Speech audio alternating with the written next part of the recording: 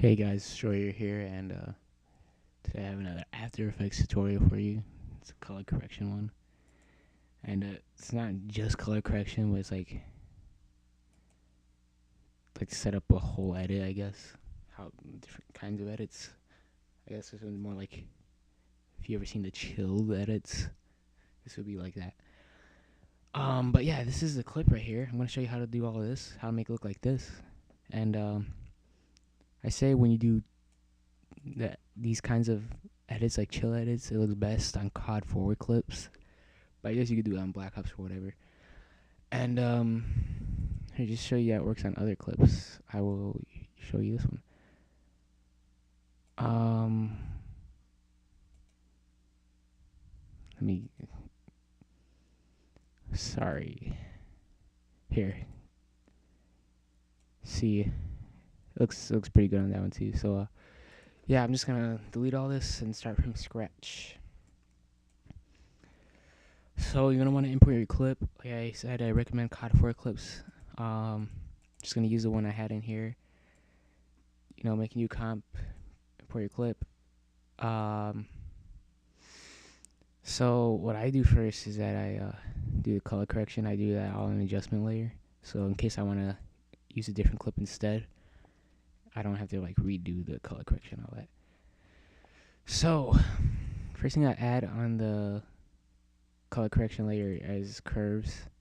I just drag this down, make it a little darker, not too dark, just a bit. Then drag this up, so like it'll give you more like the effect you'll get with the exposure. And come to the red. I just mess with every single one, but not too much. And chilled edits, I guess they have like more of a bluish color, so just bring that down just a bit. I know it's not blue right now; it's more looking like green, but it'll look better in a minute. Actually, I don't even know why I messed up. Okay, just bring that down a bit. Green. Don't bring that down too much.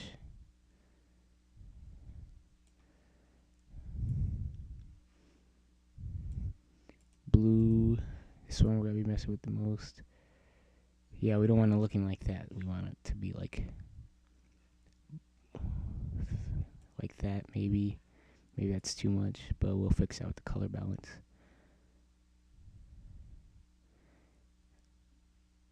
Wait, I'm trying to make it look.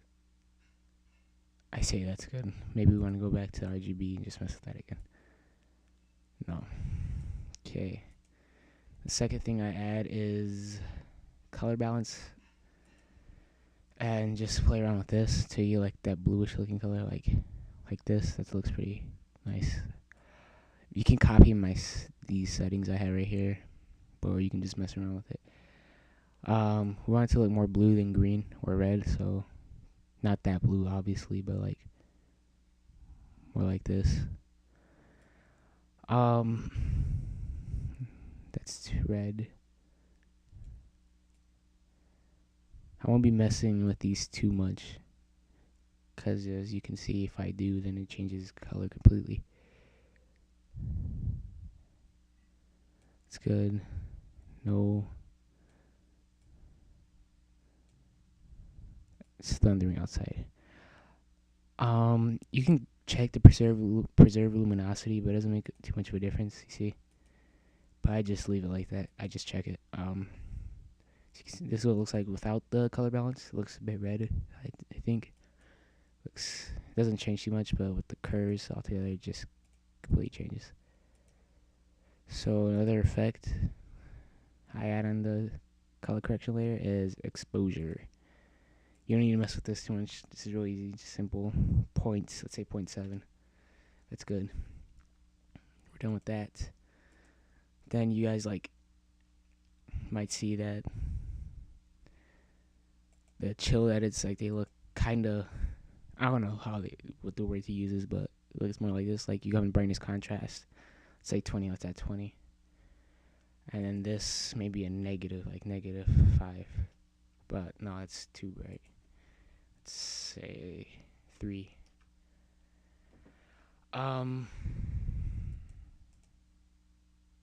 Looks pretty good to me.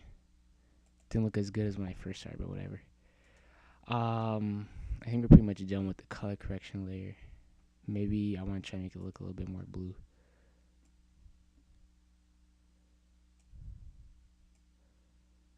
Not too blue.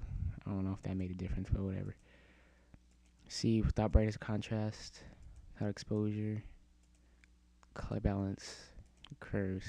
Curves is like pretty much what's gonna be changing the most. Then I think we're done for the color correction. Yeah. Then what we're gonna want to add is, I don't know what you call this. It's like, let's say you're watching something on widescreen. I don't know if it's a crop or a pan. I think it's crop. But yeah, let's add that. I don't know if there's another way to do this, but this is the way I do it in After Effects. I know in Sony Vegas it's just, you can do it a lot easier, but I just prefer to do it in After Effects. Right click, new solid. Then make sure it's black, not dark gray. And click OK. Then what you want to do is come to your masking tool while you're on the black solid layer, and try your best to make it like both sides even amounts, if you know what I mean, like this. I think that's good. Then you're gonna come down to where it has a mask right here, and then click subtract, and looks pretty good. Yeah. What we can also do is your crop layer or whatever, you can add blur just to make it look like it's more part of the clip. I don't know, I just think it looks kind of cool.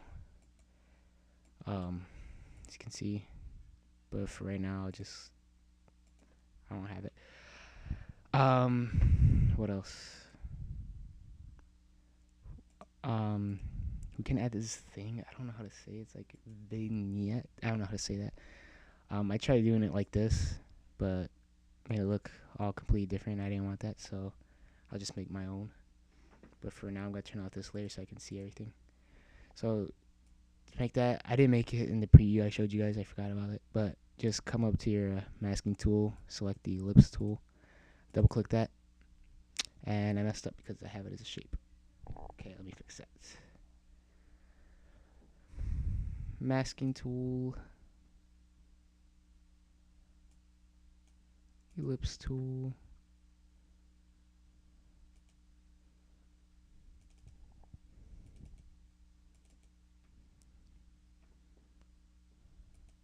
sorry. Hey, don't bother me right now, I'm recording. Close my door and don't talk to me, please.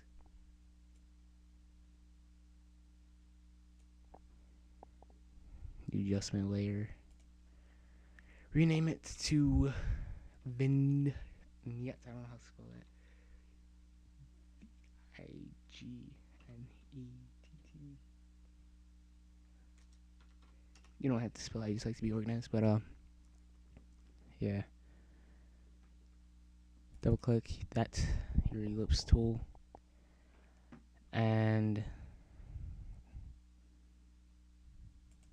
go to effect, color correction. I just do it with the curves. Make it a bit darker, not too much darker.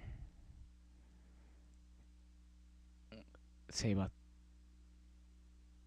there.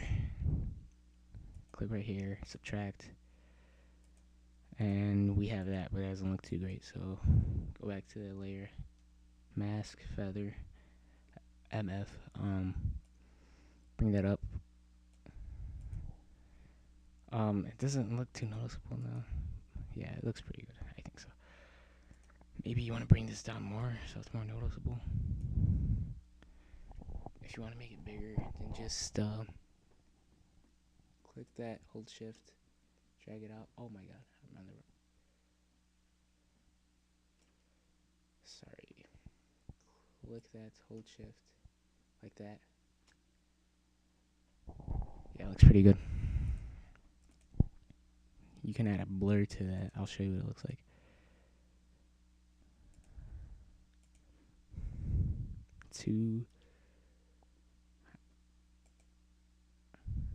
It looks pretty good. Let's put the black solid back up. You can see what it looks like with, without.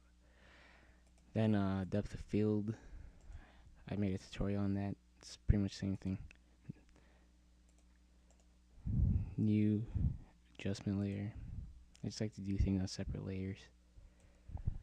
Jagged under whatever that's called. I don't know how to say it. It's just jagged under there, so it'll affect that layer too. It'll look better that way. Just gonna rename it DOF depth of field, and I'm gonna get my masking tool again, but this I'm gonna use a rectangle tool. I'm gonna make it like go to right to the middle screen. I'm gonna make it stop there. I'm gonna add smart blur maybe. I don't like to use. Doesn't look bad. Maybe I bring it down a bit. Radius.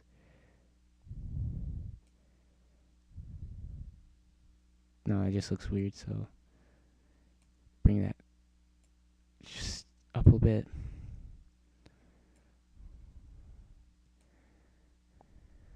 See.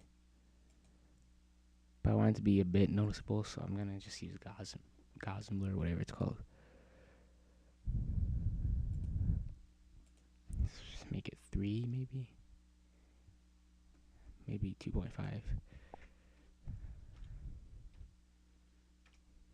It's good. M mask F feather and bring it up a lot.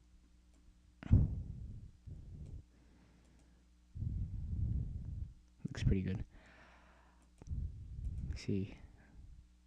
Then one more effect you could add is it's not much, but come over here, type in Venetian blinds. I don't know how to say it. Type that in. Maybe you guys seen this in an edit before. Looks pretty cool. I use it in my most recent one. Don't have that keyframe. Bring it. Change your direction to like sideways. You can mess around with it. The width, bring it down. You don't want it to be too big. Say like that. And bring the feather up, but not so much, because if you do that, then you won't be able to see it. Try 3. Yeah, it looks alright. Then it gives you that little weird line effect looking thing. So that's pretty much it for that. Alright guys, like, comment, subscribe, and I'll have more tutorials.